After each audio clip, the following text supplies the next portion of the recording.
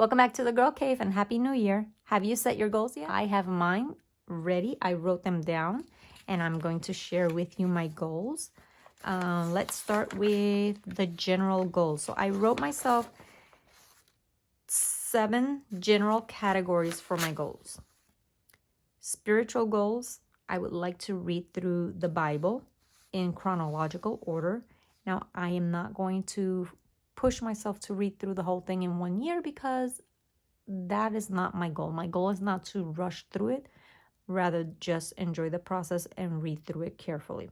If it takes me 2 years, it takes me 2 years. It's fine. But I do want to read daily from it. As far as my personal goals, I want to read 12 books this year. Last year, I don't think I read 1 book last year. The prior year I did. I think if I don't write it down, it doesn't happen. So I'm going to write it down again that I want to read 12 books. Fitness, as year I didn't go to work, so I wasn't walking or doing anything really. So I need to get on top of that. And because I know that fitness is not my favorite thing, I hate exercising. It's just not my thing. I'm going to try and break it down into more attainable goals. So I'm going to try and do monthly challenges. And for this month, for January, I printed out a beginner's 30-day fitness challenge. I'm going to try that and see how that works.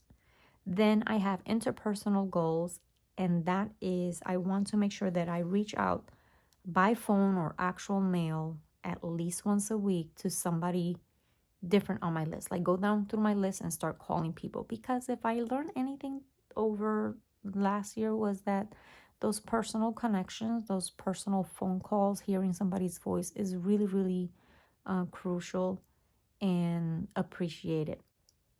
My organizational goals, I'm going to try something different this year as well, and that is to do monthly challenges.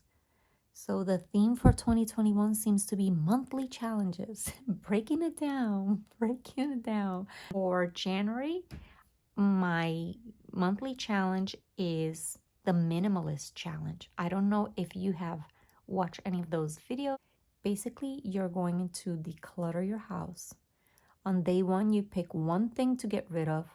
On day 2, you get 2 things out of your house. And on day 30, you get rid of 30 things. Now, I know myself, and if I start with day 1 and work my way up to day 30, by day 20, I'm going to find it very difficult to find 20 things because I'm going to try and do it per area of my house. And I don't know that I would have 465 things to get rid of in my living room. I don't think I have that many things in my living room. I'm going to start with the lower numbers because I can't start off with 30. It seems like too much. There's still a lot going on around in the house. So I'll start out like with 1 thing, 2 things, 3 things, 4 things. But then I'm going to switch it up. Maybe by next week, I'm going to switch it up and start on my 30th day. Get rid of 30 things and then work my way back down to the 5. I already have a little laundry basket, and that's where I'm going to put all of my things and then just either take them to Goodwill or offer them up in my neighborhood. We have a page for buy nothing where you just offer the things that you have and just give it to people. And if somebody wants it, they just come pick it up off your porch. Then my financial goal is I'm going to try and do a low spend challenge. Last year I tried to do the no buy challenge, and if I show you my paper where I was keeping track, January I spent $4, February $16, March $24, and then it was like raging COVID and although it seems empty there, trust me, I bought stuff. I stopped keeping track of things. I was like, I'm done. But this year, I really want to do it because, it's not so much the money part because it's not like I spend a lot of it, I don't think. But this room needs some type of intervention. Like I need to be aware of how much space I have available in this room before it gets overrun by supplies. My goal is to not buy any paper whatsoever or embellishments until May, because it is National Scrapbooking Day, and I do want to make sure that, you know, if there's something new and exciting out there, or something that I want to replenish, or maybe a category that I'm running low or adding to my scrapbooking, that I indulge. For the first 5 months, I'm not gonna buy any paper, any embellishments whatsoever, nothing. The only thing I'm allowed to buy if I run out, and that is a big if I run out, would be adhesives, white cardstock, which I don't think I'm gonna run out. And what else? Like the basic supplies that you need. So adhesives, page protectors, maybe an album if I have enough pages that I need to put away, and white cardstock. That's it. And then for May, I have 2 Joanne gift cards and I have a Visa gift card. So if I want to purchase online, and trust me, this is more than enough to get me through National Scrapbooking Day. This would be enough to get me through the entire year. So I'm not going to use any cash. I might just use that, but I'm going to try and save them. So I'm going to keep these with my scrapbooking supplies and my little rolling cart. And hopefully that will help me not go crazy. In addition to the low spend challenge, I'm going to do the 52-week money challenge, which I've done previously. It's where you put $1 away on week 1, $2 away on week 2, $52 away on week 52. And, you know, some months money's a little tight because you have a lot of birthdays, or maybe it's the holidays, especially towards the end of the year. So I like to start, and I do it out of order. So I have my little envelope and I have the 52 weeks down, and I already did week 52. So I have my $52 in there.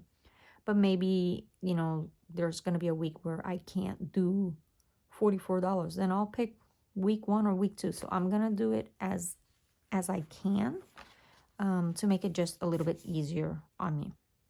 And then as far as my creative goals, I want to do something creative every day, whether it's organizing my supplies or planning something that's considered creative.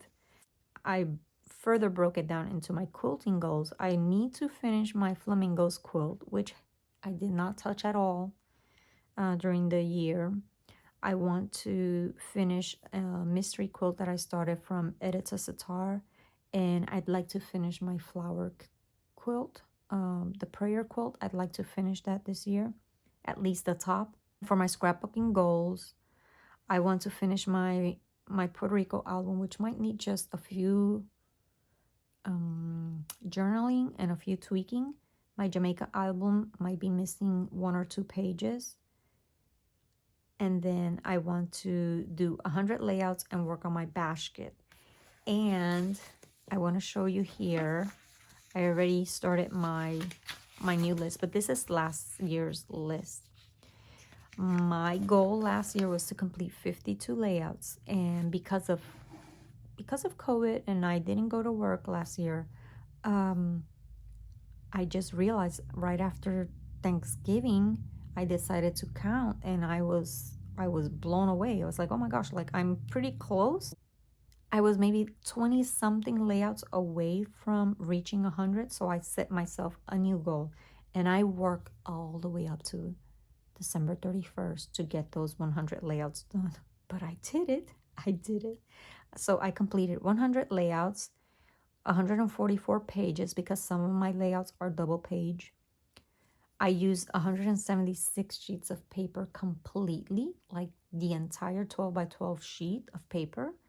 And I had 105 empty. So I used entirely 105 products. Some products just had like one little thing left on the sticker sheet, and I bashed it. So I was very excited about that. And then some of the page kits that I had purchased from, other vendors, I completed 9 of those. I started keeping track of the older product that I was using because I was using a lot of older products this year and I enjoyed the process. And my oldest one was from 1984. I had 1989, and then recently, the page that I did for 321 Blast Off, which you will see that process video coming up soon, I used a product from 1984. And then I kept track of how many ATG refills I use because that helps me with knowing how many I need to order when I run out, which I don't think it'll be this year either, and how many trimmer blades I went through. And let me tell you about these trimmer blades. I am cheap with my trimmer blades. I don't know why. I wait too long to change them. I think I should have changed them at least 3 or 4 times, but I only changed out 2. And at the end of the year, I could tell the blade was dead, but I forced myself to work through it because I wanted it to start a new year with a new blade. So I'm starting out this year with a new blade and a new ATG refill. I need to change the blade before I do that. So here's my list for this year. I'm going to try and do 100 layouts again. I think I can. And then for the sheets of paper, I'm going to set a goal instead of 100. I'm going to set a goal of 200 because if I'm doing 100 layouts, I think 200 sheets of paper would be easy. Well, maybe not easy, but I'm going to try.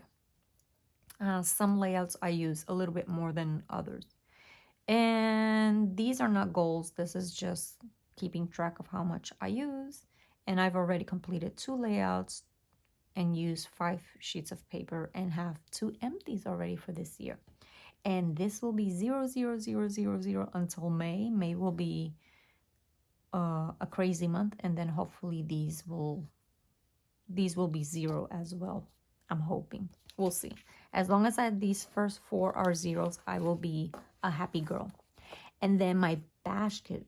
Last year I started a bash kit where I put products that were almost done, where they were just taking up space in my room, and I wasn't too crazy about them, and I wanted to use them up. And I think I put in close to 20 items in my basket last year. I'll link the video to that. And this is what I have left over. So I still have a few of these, and honestly, I know I said that by the end of the year, if I hadn't used it up, they were going bye-bye. But I think I can use these brown ones. So I'm going to pop out the little brown and blue ones and keep them here. I don't like the butterfly. I don't like that one. But the rest, I think I'm just going to... You know what? I'll just pop this one out and this one out because I don't like these. And I'm going to put this back in my basket. Oh, I'm making my own rules.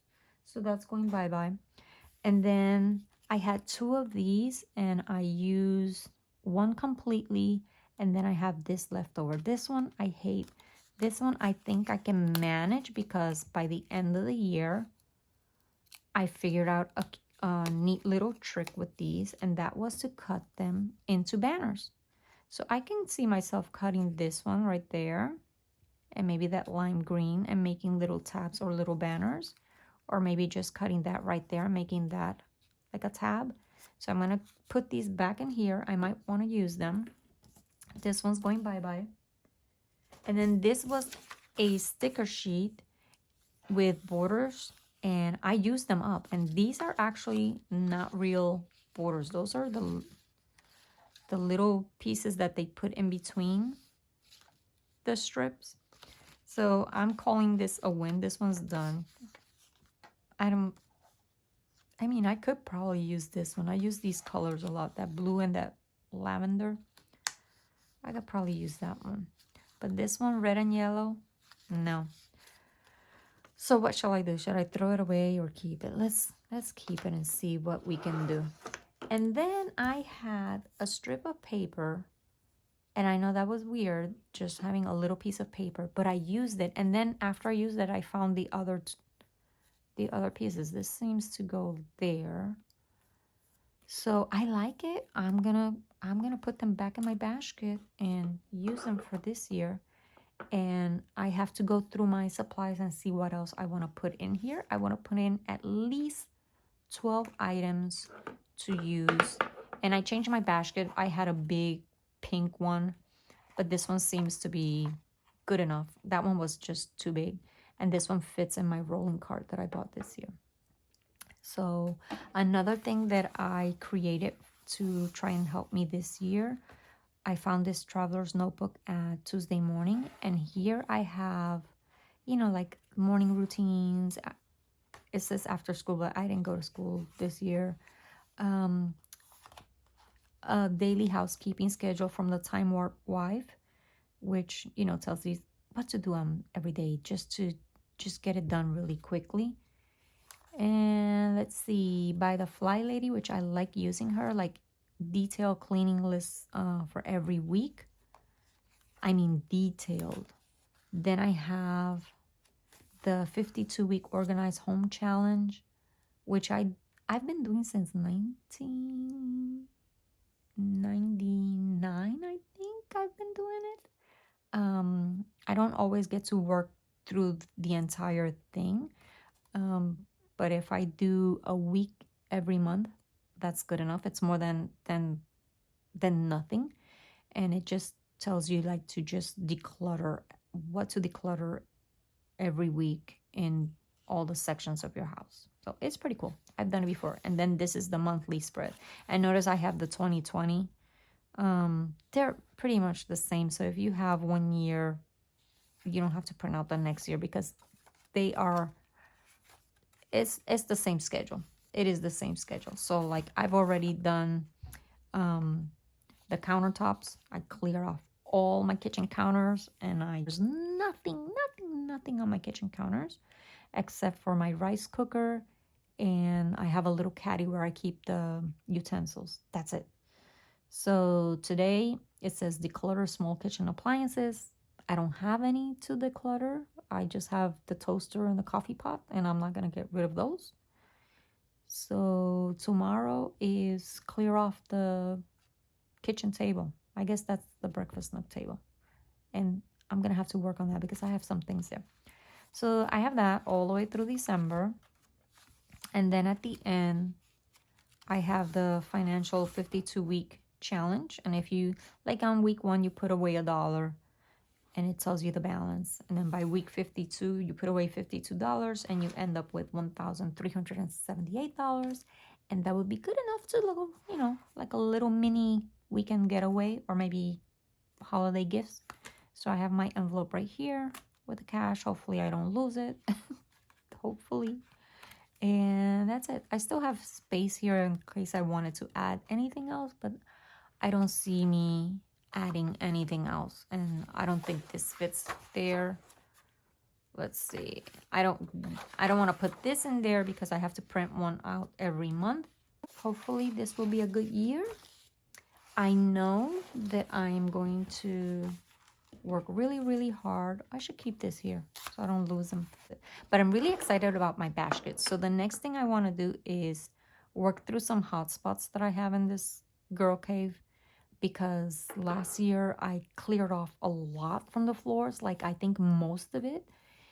But do I have anything on the floor this year? I still have like my Europe kit on the floor and some acrylic paints that I need to get rid of. That's it, but I haven't put anything on the floor, and I'm very proud of that.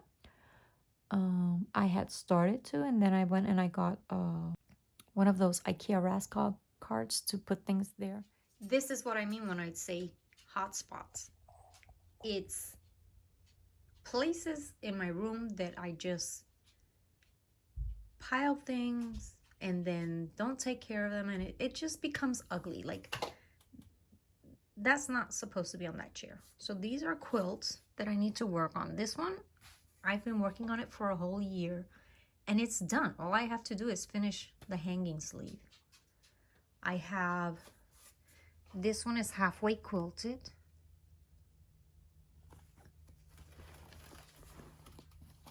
This one, I have no idea. I think I need to make a backing. So I just, even if I don't finish them, like the one with the backing, like if I don't finish it, I just want them out of the chair. I don't want them on the chair. Another hot spot is this binder. Last year I had 2 of these binders and I combined them into one, but it's still really difficult to close. And what I want to do this year is go through it, pull some things from my bash kit, make sure that it is organized by, I have it by themes, and then like alphabetical themes, like it starts with animals, then it's baby, but I don't have a lot of that. And then I go into the calendar section where I have summer, vacation, things like that. But as you can see, it's not in order because I'll pull something to use it and then I put it in quickly somewhere else. Then I go into my alphas, and then after the alphas, I have a section of words and tags. But what I found this year is that because it's in the back, I never go there. Like I stop at the alpha. So what I'm going to do is this section, I want it up front so that I see it every time I go into the binder and I use it. And then my alphas, because I have to use my alphas, I can keep that at the end. And I'm pretty sure there's a few things here that I can purge. There's a few sheets that I can combine. I'm going to try my best to make it so where I can actually close this binder. That's one of my hot spots. And then this surface area. These paints, I was going to put them away. I bought the shoe boxes to store the paint, but there's a painting that I want to do first, so I'm not going to put it away quite yet. This shirt, full disclosure, that shirt has been on that chair for several months. It has a little tear, and all I have to do is fix it. I think I'm going to tackle one hotspot per week until they're all done. So I might want to tweak my cart a little bit more because it's not.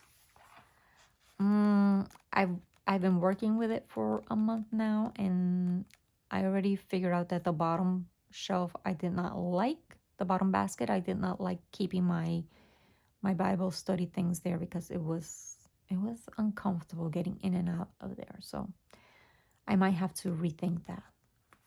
But I'm excited for this year. I have a new series coming up on portrait photography. So if you have portraits from vacations or school, you are running low on ideas on how to scrapbook those, make sure that you hit that subscribe button and come along for the ride because I have a few different layouts on that. And my next video coming up soon will be creating my basket for the new year because I need to add some things to this. That's not enough. I want it to have at least 12 things in this basket. So I will be going through my products and seeing what is something that has been sitting in my stash for a little too long, something that I don't reach for frequently, or maybe some forgotten product, or something that's almost like, okay, I have something. I just thought about that. Like I have this sticker sheet and it just has a few flowers. I'm going to put that there. I want to use it up this year. Get it done. So come back again next week. Bye.